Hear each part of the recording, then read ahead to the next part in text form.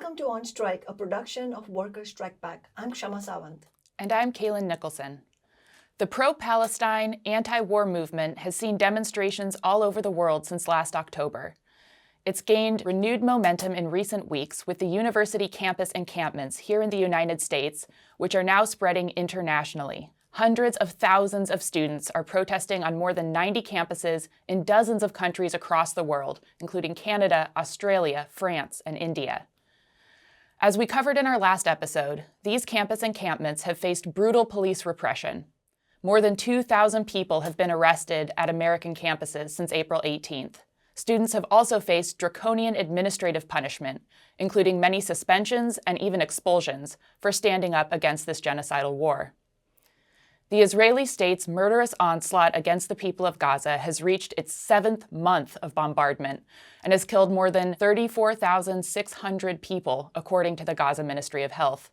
Half of the 2.2 million people in Gaza are on the brink of starvation, and famine is imminent, according to the United Nations. On Monday this week, the Israeli military announced that an estimated 100,000 Palestinians living in parts of eastern Rafah should, quote, evacuate immediately, end quote. Israeli tanks took over the Rafah border crossing, and many people have already been killed. As the Israeli state's atrocities continue, as the campus protests continue to face brutal attacks from the police and the right wing, and with campus summer breaks fast approaching, we urgently need to talk about the vital questions of strategy for the anti-war movement's next steps. To help us think through this, we're joined today by special guest Cora Bergantiños-Crespo. Cora is a geneticist and the outgoing president of UAW 4100, the Union of Postdoctoral Researchers at Columbia University and Mount Sinai Hospital. She's also a member of Socialist Alternative and Workers Strike Back. Before we hear from Cora, I want to remind you to like this video and subscribe to our channel. If you have been watching On Strike, you know that we bring coverage, political analysis, and strategy for the working class of the kind you simply won't find on the mainstream media.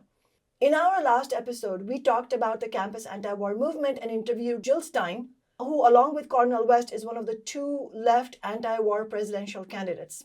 Stein is strongly supporting the anti-war movement and herself got arrested alongside student protesters. We talked about how working people and the anti-war movement simply cannot afford to vote for Biden or Trump or RFK Jr., that we need the strongest independent left anti-war vote possible for Jill Stein or Cornel West as a step towards building a new party for working people. If you haven't watched that interview yet, you should definitely check it out. Become a member of Workers Strike Back to help ensure we can continue to organize to rebuild a fighting labor movement, and that On Strike can continue to bring the kind of discussions about strategy for our movements that is crucial to be able to fight back and win. We don't run any ads, we don't accept any corporate money, and we rely entirely on donations from working people. Go to workersstrikeback.org and click on Become a Member. After you watch the interview with Cora, stick around to hear about next steps, including our announcement of a national student and campus workers Zoom meeting Workers Strike Back is organizing so that we can discuss how to continue escalating the campus anti-war movement with mass protests at the Democratic National Convention in August, and what we think campus unions can and should be doing to support this historic fight. And now, to get into this question about the role of campus unions in these struggles, Cora will be joining us from New York. Welcome to On Strike, Cora. Thank you so much for inviting me to talk to you. Thanks for joining us here. As Kaylin said, you're the outgoing president of the union at Columbia University and Mount Sinai. Tell us about the encampment protest that started on your campus, which has since kicked off this, as we know, this massive wave of campus protests across the world. What was the context in which it got launched, and what are the demands the students have brought forward? So basically the encampment starts on April 17, that it's following, at the same time as President Minouche Safik is testifying on Congress. And I'm sure that you are aware of all this, she capitulated very much to the pressure of Republicans in Congress. And following that, hundreds of students set up tents in campus, really demanding the university to divest the endowment in companies that are profiting from Israel occupation and war. And then the next day, the New York police was authorized to enter in campus by President Shafik, and over 100 students were arrested in a really, violent swap of the encampment. After that, of course, like the students arrested were put under suspension, which means that many of them were evicted from the Columbia housing with no notice. Many of them that are on a student visa, could be under threat of deportation. And Columbia restricted access to campus, which also affected many of us, not students, to our ability to enter and continue our work and our research, which for researchers, it's a very difficult, you can be losing work from months just for not being able to enter one day. And then the following week, on Monday 22, the Grad Student Union, SWC UAW 2710, and the chapter of American Association of University Professors at Columbia organized two walkouts, really protesting the arrest and partly requiring the amnesty for the students.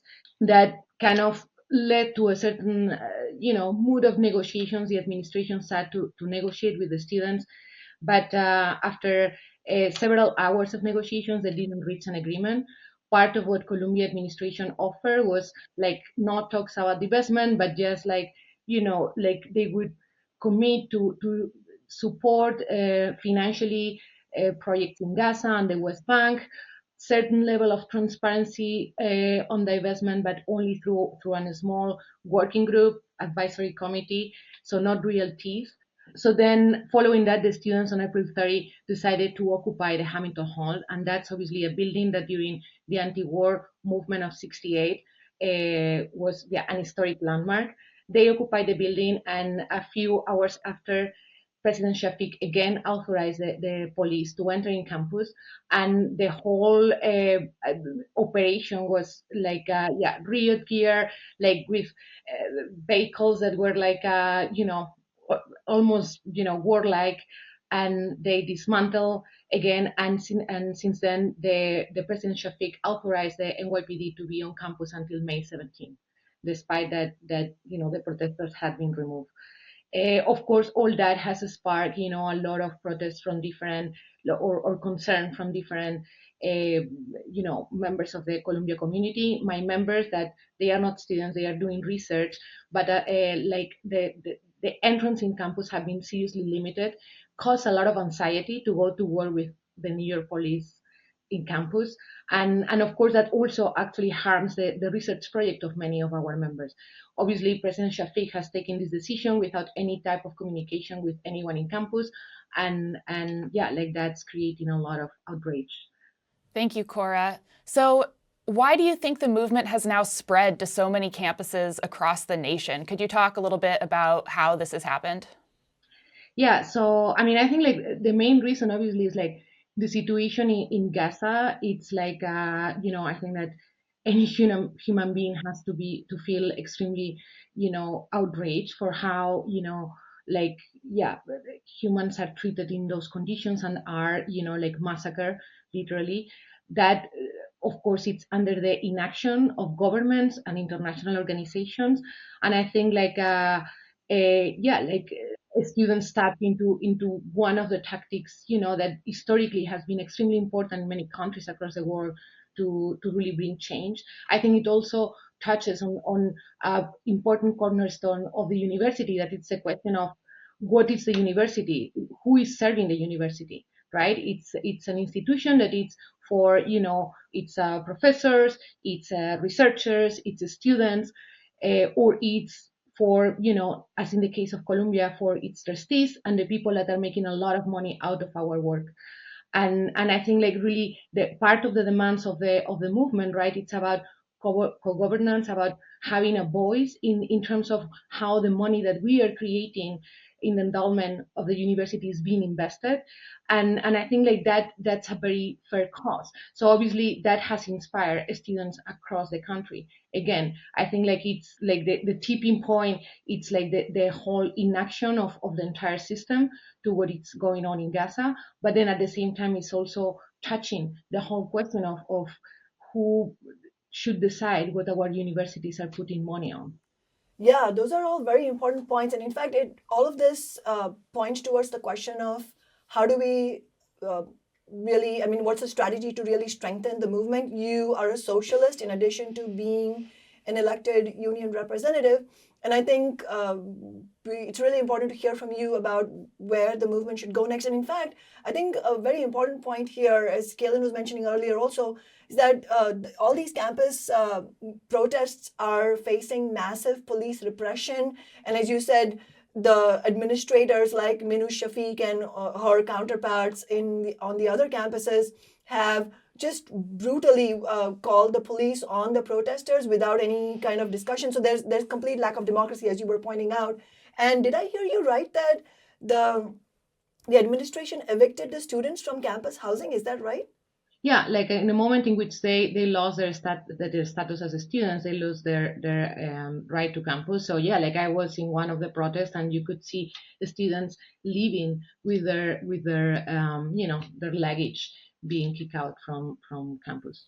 Wow. So I think all of this really begs the question of what is the strategy. First of all, what strategy should the campus protesters should be using? I mean, you mentioned how on multiple campuses they're using the approach of negotiating with the administrators, like a few lead organizers negotiating with the protesters. As a socialist and as a union activist, what do you think the protest movement should be doing? Yeah, so I think like it's extremely important that the movement really spreads out. I think like there is a very serious risk of isolation, especially on summer, like Caitlin touched on that. Like summer in campus, as in Colombia, as in any other campus, it's pretty calm. So I think it's extremely important that the movement spreads and make connections beyond universities, and that we start taking action beyond, out of the universities. I think like for that, it's also really important to really have a conversation of why this war is not benefiting any of us. It doesn't matter that we are not in Israel or Palestine. It's dividing us and making us weaker. Like in my union, for instance, we have members from all across the world, including from Israel, including from Palestine or neighboring states, and I think like it's like really tense topic to discuss, right? And I think like part of the problem is because like the options that are being put forward by capitalist media, by capitalist governments, is like you either have to support Hamas or you either have to support Netanyahu, and that's an impossible position, right? Like that's nothing that anyone can agree. And I think like part of the problem is like we need to start creating an independent working class point of view, that it's like working class at both sides of this conflict, both Palestinians and both Israelis, are being affected by this. This war is not benefiting them. Not only the war, but the decades-long conflict that has created the situation in the area. It's not benefiting any of us. And it's actually creating and exacerbating divisions to make us all weaker. And then, of course, if we bring the whole question of the repression of the protests, that's a serious issue for any of us. Like as a union in campus, like to win our latest contract in November, we needed to do civil disobedience. We had to boycott the inauguration of the President Shafik in order to be heard and win, decent salary and things like that. So if we allow the repression, and if we allow this type of dismantling of protests, we all as workers are going to be harmed. And I think like that type of conversation, I think, is extremely important to bring and to make everyone realize that we all have an interest in this movement, going forward, in an end to the conflict in Israel and Palestine, and more broadly in really, like when we are repressed in the way that we've been repressed at Columbia University and many other universities, to really stand all together. Otherwise, like we are just gonna, lose ground. I know that there's a UAW local, I believe it's 4811, that is taking, or maybe has just taken, a strike authorization vote. in solidarity with the student protesters at UCLA. I believe this local represents something like 46,000 University of California system graduate student workers. And this has been covered a lot in the news. You know, we've talked about, in kind of broader terms, the need to find a way forward to strengthen this movement, to fight back against the police repression, and that involves making sure campuses aren't isolated, growing the movement beyond just campuses, the role of the labor movement more generally, focusing on the DNC as an important upcoming point for the protest movement to coalesce around. But in terms of kind of immediate steps that union members and campus workers can be taking, do you think this strike authorization vote by UAW 4811 is a good example that should be spread to other locals across the country? Yeah, definitely. And like that local, it was a little bit our inspiration when we were forming at Columbia. It represents, so it's been the merger of grad student workers and postdoctoral researchers in the UC system. So they were into strike also 2 years ago. And yeah, I think like it's exactly the type of actions that we need to take. But I think like also it needs to be understood that strike it's challenging to take. Like you are facing a lot of difficulties, and that really means that we need our organizations to have our backs, right? It means that we need like the UAW in this case to be ready to say, okay, if our members go into strike, I'm going to be supporting them legally, supporting them economically, supporting them with everything. And I think like that's the kind of conversation that I would like to see our unions and big organizations to really have. Like, how are we gonna stand by, encourage, and really help organize all our members that want to take action on this issue. So I think like the UC, it's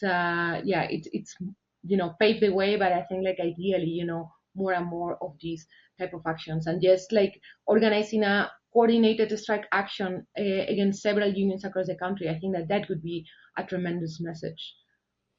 Absolutely, yeah.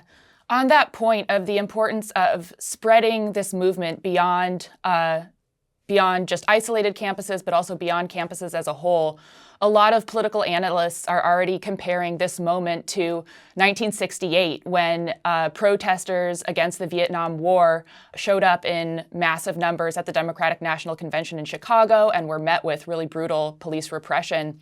And of course, this year, the Democratic National Convention is also going to be in Chicago.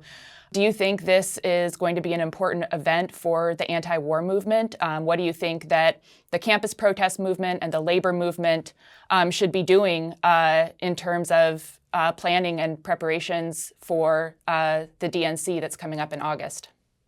Yeah, so I think that it's a very important moment, and I think we should replicate in some ways what happened in '68, right? I think like the students obviously like have created the spark that somehow I feel like it has awakened all of us. But at the same time, as workers, we need to understand that like right now we are at a tipping point, it seems. Like, of course, like the war in Gaza has brought a lot of issues that were kind of dormant. Like the whole complaint to the Democratic Party, it's not only over the war of Gaza. The war of Gaza has been like the climax of everything, right? It's been decades of absolute failure to provide anything substantial for workers. And I feel like this is a really good moment, and in the DNC specifically, to really show all the strength and to really show that we are, that we are not taking anymore. So I think like it could be like, it's an extremely great opportunity for us to start making plans in terms of how are we gonna, go to Chicago and make a protest there and really have our voices heard. Yeah, and in relation to this important next step, in relation to taking the movement to the Democratic National Convention in Chicago in August, what do you think both the anti-war movement as a whole and the labor movement specifically should be doing in relation to the presidential elections? I mean, it's important that we go to the DNC, but what's the political position, do you think, Cora, that the movement should have, and specifically what should the labor leadership and labor union and the union movement overall be doing, or what positions should they be taking in relation to the presidential election? Because we're talking about a war that would not be happening were it not for the political and military support and financial support by both wings of the US imperialism, the Democrats and Republicans, and of course we have Biden as the warmonger in chief. And so, how does this tie into what the movement should be doing? Yeah, so I think like in order to really answer that question, the first question that we have to ask ourselves is like, how do we think that the current war and more broadly the situation in the Middle East can be solved? And I don't think that we can win that through the ballot box. That's a reality. I think like if we understand why Palestinians and Israelis have been put in that situation for decades, is because there is really a strong economic interest to keep ally government in the region that is Israel, and to like regardless like continue a war that it's benefiting many different companies. And that's why United States have been sending billions for decades to maintain that situation. So then if we agree in that this is not just a ballot box question, this is not about which candidate we have as president or which president do we have, like if we understand that what we need is really to fight all those interests that have been for decades, it's needed much more than one good candidate. It's needed really all of us, like working class students, like really creating a counter power to really bring those interests down. So like if we are thinking on that, then which is better to create that strong movement that can bring these capitalist interests down? I don't think it's Trump and I don't think it's Biden. I feel like a third party candidate, like anti-war candidate, like Jill Stein or Cornel West, can more effectively start helping us to gather the forces to really create that movement. And of course, I'm not saying that if just voting it's enough. What I'm saying is like this has to be the starting point to really start organizing our forces. And I'm saying this, and I know that it brings a lot of fears. And it brings fears in my union colleagues and so on. Like of course, a Trump presidency is extremely scary. As a woman, as an immigrant, I can say that.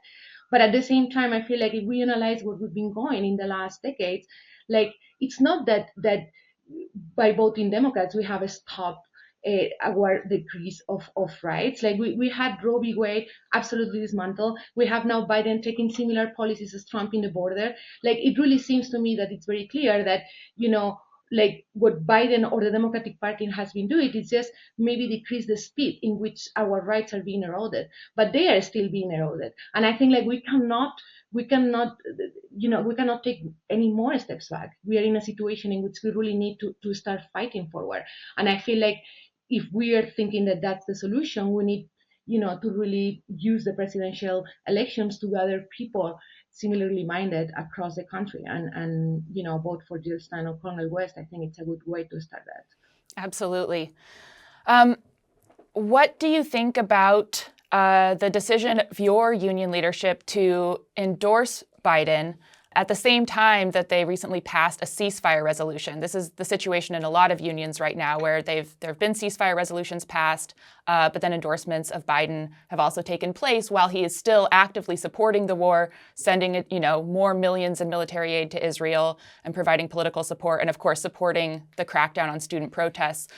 So what do you think of the fact that in your union and many other unions, both of these actions are taking place sort of simultaneously, parallel to each other? Yeah, so I was really disappointed when I learned that Sinn Féin, the International Executive Board supported Biden very quickly. And especially, like I think that Sinn Féin did a really good job in the Big Three, and particularly, like making clear to Biden that is like, hey, you're going to get our support if you earn it, but then very quickly supporting him. Like it was like pretty devastating, and not only for me, I know for a lot of members in the UAW as well. Big part of the problem obviously was done without any knowledge or involvement of any of our members. This is of course a tradition of the UAW that comes way before Sinn Féin. But then, as you say, like the contradiction of being strongly for ceasefire, but then like supporting Biden without any type of conditions or discussion. I think like this is part of the same logic that I was talking earlier. Like the reason why UAW supports Biden is because the National Labor Relations Board, it's going to be better with Biden versus Trump, because all these different things. But again, it's not that even under Biden we have things way easier. Like the reality is like we still need to keep fighting the NLRB. Like the NLRB when we were getting ready for a strike, it was, waiting for them to take any action about all unfair practices of administration. It's not really, like pushing things forward. And I think like the ceasefire resolution came partly because of a lot of pressure from members, right? Because at least in my region, that is where I can talk, region 9A, like members were talking, hey, we need to do something about this. It was talking to the regional director, and I think like the IAB, rightfully put forward a ceasefire resolution, but the question of Biden was done closed doors, and I think that's a big problem. I will also add that I think like UAW, I've been extremely proud of UAW in the last year with the big three. I think it's been one of the unions that has kind of changed the course to labor. It's still a long way to go, but it showed the power of workers, and I think like really giving the endorsement to Biden is absolutely losing what workers' power is all about. And I'm extremely disappointed of that. That being said, I also think like, as members of the UAW, again, the ceasefire resolution was partly brought for our pressure and making clear that this is an important issue for us. And I think that we need to continue doing that, exactly in the same way with the question of Biden. I think like there's been discussions on again, my region at least, about calling for rescinding the endorsement of Biden and really start putting, and have a more open conversation about which type of candidates we want to support. And, especially in the UAW, I think like the previous leadership before Sean Fain used the question of the Democratic Party to divide us, right? And the reality is like most UAW members don't like Biden or the Democratic Party, don't like Trump or the Republican Party. And what we need is a real alternative that we all feel, comfortable with and can really unite the union as well. Yeah, that's a very crucial point about having a concrete alternative. And as you correctly mentioned earlier, Cora, that we have anti-war left candidates, Jill Stein and Cornel West, and we also have to be honest within the movement as well in saying that we wish these campaigns would be stronger than they are right now. But it is a concrete left anti-war choice as an alternative to both Biden and Trump. And that's very important for us to put forward in the union movement. In fact, you also made a very important point about the rank and file fighting, just like they did to push the union leadership to call for a ceasefire resolution, publicly calling for a permanent ceasefire. Similarly, that the rank and file in various unions, not just in UAW, but in the union movement as a whole, can and should be pushing the union leadership to rescind the endorsements that they have already made of Biden. And I just wanted to share with our viewers that in Washington State, some of our socialists and members of Workers' Strike Back, who are also rank and file members of the Washington Education Association, recently at their statewide conference put forward a resolution to for the National Education Association to rescind the endorsement of Biden. And the resolution didn't win, and they didn't expect that it would win. But what it did do was really provoke the kind of debate we want inside the labor movement, where we put a spotlight on how some of the labor leaders, they don't have these discussions about which candidate to endorse in democratic discussion inside the movement, inside asking rank and file members, whom do you think we should endorse? And in the absence of any of that discussion, they make these endorsements. And so they got some, the Workers' Strike Back members who did this inside the union, they got some really good feedback from their fellow rank and file saying, hey, this is the kind of discussion I want to have inside my union. And I didn't even know that we had a left anti-war choice we can vote for. So I think that's a very important point you made. Before we end the conversation, Cora, you've already talked about the role of the rank and file and the kind of union movement we need. You sort of hinted towards that in relation to the question of ceasefire and Biden. Can you talk more broadly about your experience as a rank and file union member in general, and also as a socialist, and what your experience has been as an elected leader and representative of your local? I can talk a lot. But I think to me, like I was one of the first postdocs at Columbia that initiated the unionization process back in 2015 to form a union in our workplace. And all throughout that process, I gotta say that I've never felt that powerful, collectively speaking, to really have a voice in my workplace, specifically in Columbia University, in terms of the kind of things that we think are important for us as workers, and also as an exercise of getting to learn about your colleagues, getting to form unity, and all fighting together for change. As president, like one of the I would say, like one of the most you know beautiful things was in our last contract campaign that we started negotiations with Colombia on April last year, and we won the contract on November. And like, I'll be honest, at the beginning I think like most of our members didn't fully understand the need to take more radical collective action. It was this idea that we talk with, as reasonable partners with the university, they will understand our needs. And we really went through a beautiful journey of learning how, when we work together, we can have more power than a big institution like Columbia University. And I think like that's I'm sure that all our members really felt that was an inspiring living experience. I'm not president anymore, but some of the things that the union is doing right now, it's like building on that legacy, like trying to ensure that during these protests, members have their voices heard, like trying to, anyway, like there is a lot of like actions that are being taken that I think it's part of our whole experience in fighting together.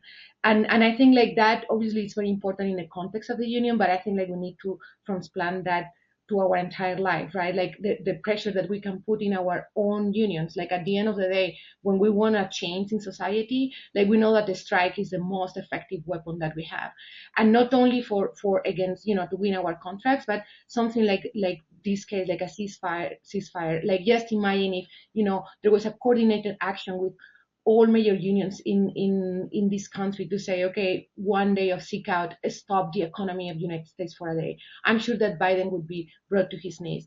And I think like we need to, like there is a lot to be relearned, but I think like we can do it. And my experience, it's like when we have like really a leadership that it's in tune with members' need, like they can provide the resources to achieve that. The last thing that I would say, that is extremely important, that we create unity not in false premises, not from the top, but actually from really talking, like most working class people want the same thing, right? We want to have a dignified life free of violence, and we just have to fight every single step to get it. And we can create that unity, and we can create the strength to really fight for what we need. And Cora, last but not least, as a socialist and as a union activist, I think you've brought up a lot of important points about just the way that the capitalist system functions. I mean, obviously, the question that looms the largest right now is the solution, and you alluded to this, Cora, the solution for the decades-long crisis that we've seen in the Middle East, and with just the slaughter upon slaughter of the Palestinian people. One, do you think that the conflict can be solved on the basis of capitalism and imperialism? And then I think related to all of this also, you were talking about just the complete lack of democracy on the university campuses. The fact that education is unaffordable for most American young people, the fact that housing is unaffordable, the fact that we don't have healthcare, all of this, obviously we need to fight for major reforms like free healthcare for all. But in your view, while that will be hard to win, and we will need, powerful mass movements, and as you were saying, build solidarity across the board among the working class, do you think that will be enough? And what do you think, as a socialist, all of this requires in terms of having a different kind of society, the kind of society you were talking about? Yeah, so I mean, I think that exactly like all those things that you've mentioned really stem from the same problem. That is like, what are the interests that our societies are being driven right now? Being it Israel, being it Palestine, being Columbia University, like it's being driven by a few people to make a lot of money and maintain themselves in power. Like that's the reality of why, Israel is put, in the middle of the Middle East, only maintained by tremendous amount of war and weapons. And, over this perpetual threat, like, let's be honest, like Israelis are under constant threat, of their country falling apart. And then at the same time, not to mention what's happening with the Palestinians, that they don't have a state, they don't have access to water or free movement even in their country. Like why this has been kept, and why the United States role has been only sending weapons instead of actually trying to make a solution. And why is Netanyahu, like absolutely uninterested to find any other solution other than trying to kill everyone in Gaza right now. Or Hamas, why Hamas is doing what it's doing, also with total disregard of Palestinians, because none of them are really like caring about the people that are in Israel or Palestine. And I think like the conflict will only be solved if it's working people that their biggest interest is to survive in, again, have a dignified life, free of war, free of violence, driving this conversation. I think like the only way in which this conflict can be finally resolved, it's under socialism, right? When it's working class Israelis and Palestinians, the ones that are really driving the future of their countries. And then coming here, the university, like I think that, again, like the university is just an expression of the society we are living, right? Columbia University clearly has millions of dollars. Their president, I don't know exactly Shafiq, but Bollinger, the previous one, was earning on the millions, right? And then you don't have enough money to for maintaining your research. That's the example that I know better because I check all the numbers. But it's like you have, research labs doing research in very important things like cancer research, Alzheimer, all type of different things, and you are giving absolutely no money, charging for rent, charging for every single thing, not giving like any type of sustainability to the research. The same with education, charging your students exorbitant amounts, and keeping your faculty under, non-tenure, really precarious situation. So, like again, because the university is being driven most and fundamentally to make profits. It's like in the case of Columbia, it's a real estate, taking over most of West Harlem, that happens to have some research and education. And again, like the only way in which the universities are gonna, really serve what they should be serving, that is working people, through education, through the research, etc., is if we, the people that are actually doing the work and are doing the research and are doing the education or are receiving the education, have, like drive the operations of the university. And that's exactly the same for the country as a whole, right? Like, why are we, I mean, whatever is your favorite example, AI going in the way that it's going, or, Amazon going in the way it's going, or any single company. We are just letting our lives being driven for the profits of a few capitalists.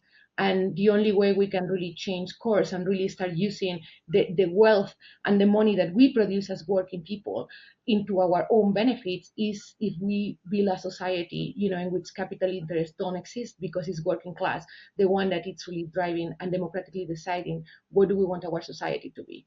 So yeah, like I think like socialism is really the only solution for most of the problems, not to mention the climate crisis, but that's probably for another episode. Yes, in fact, we'd like to have you back to talk about the climate crisis and what is the solution as that you would recommend as a socialist.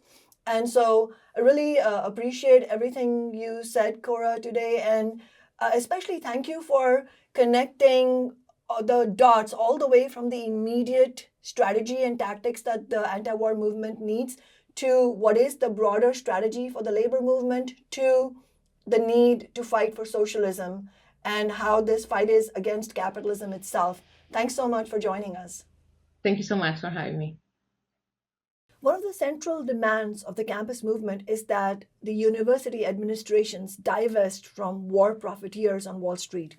We agree with the push to end all educational institution investments in corporations that profit from the war.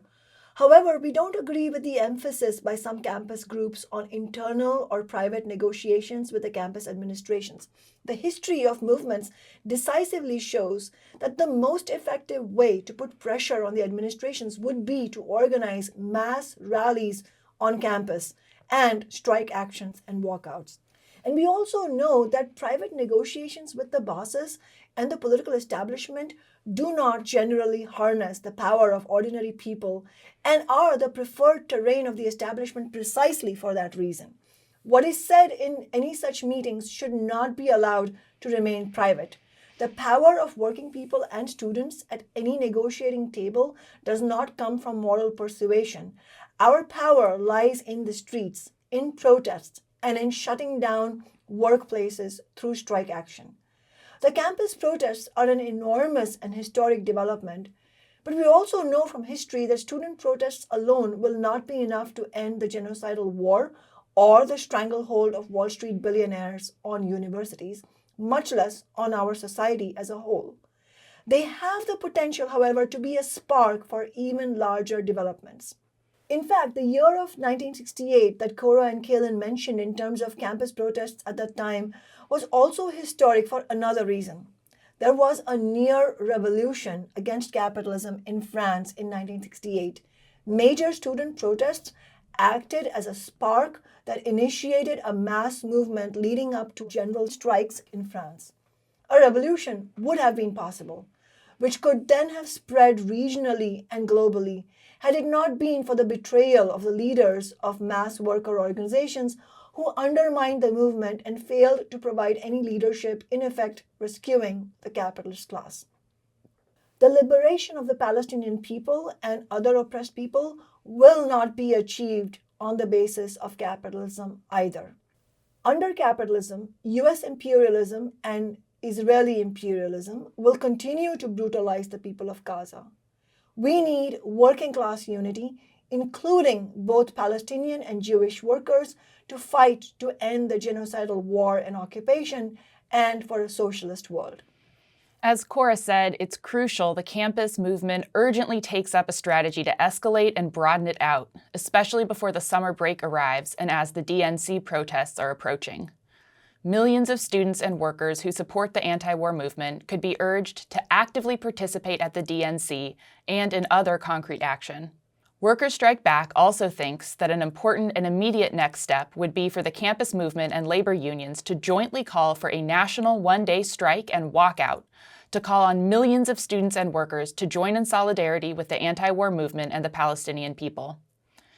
It will also be crucial for these massed protest actions to connect the divestment demands directly to ending U.S. funding for the Israeli military, ending the occupation of Palestinian lands, and exposing Biden as the warmonger-in-chief. Yeah, the academic student employees at UW are preparing to go on strike next Tuesday, May 14th.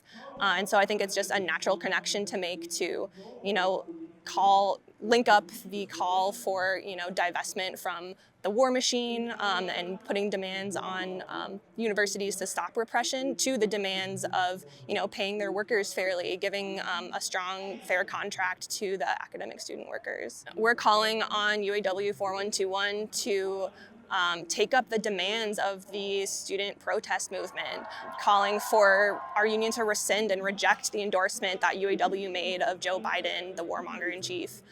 We're calling for our union to join this call for a national coordinated strike or walkout or day of action for the labor movement to concretely join the student protest movement and help to escalate and grow that struggle more broadly.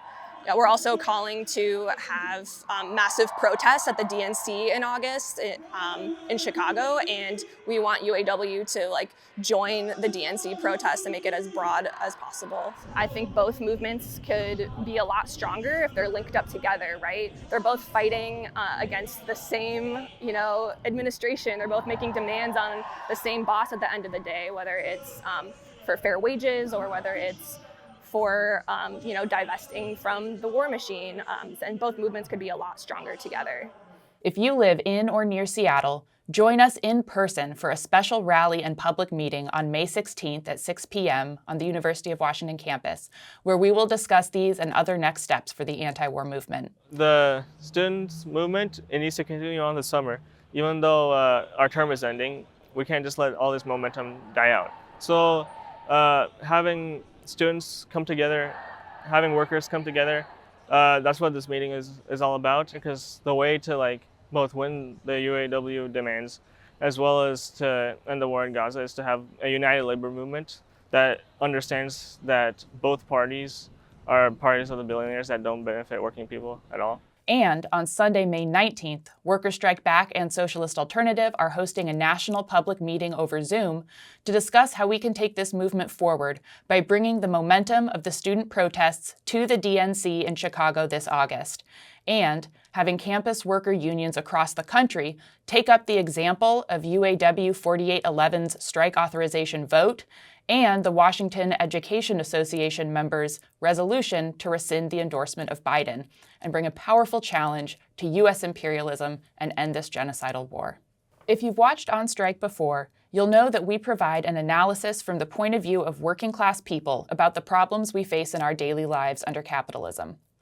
In every episode, On Strike also presents a strategy for working-class movements to fight back.